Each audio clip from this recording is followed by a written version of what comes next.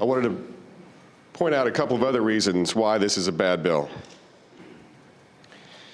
One of the reasons is it reflects the wrong priority.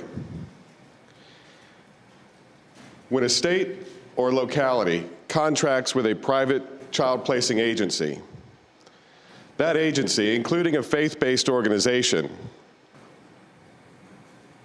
ought to make placement decisions based on what's in the best interest of the child, period. As of this moment, we have 5,327 children in the foster care system. These are children the state has removed from their families because of child abuse or neglect or some other terribly detrimental circumstance to the child.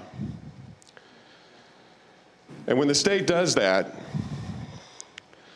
those children, each and every one of them, ought to expect the state to do everything it reasonably can to find the best home for them and that meets their needs. Not the needs of the placement agency, their needs. Placement decisions should always be based on what's in the best interest of the child, and neither the interests of the placement agency nor their beliefs should stand in the way.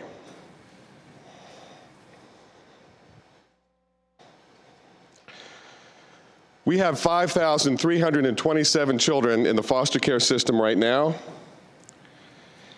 and not one of them should be denied a loving parent and a safe home just because those parents don't conform to some aspect of the child placing agency's religious doctrine.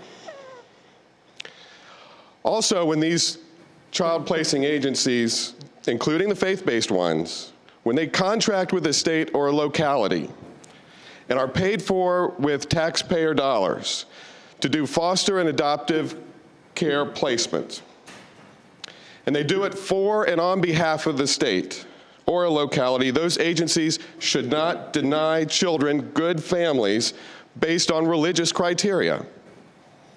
The state can't do that, nor should a private agency that is acting on behalf of the state. We have 5,327 vulnerable children who desperately need and deserve to be placed with a loving parent who can provide a good and stable home. We should be doing more to find parents, qualified parents, who are willing to provide that home. We should not be authorizing placement agencies to erect barriers between those otherwise qualified parents and the vulnerable children who need a good home.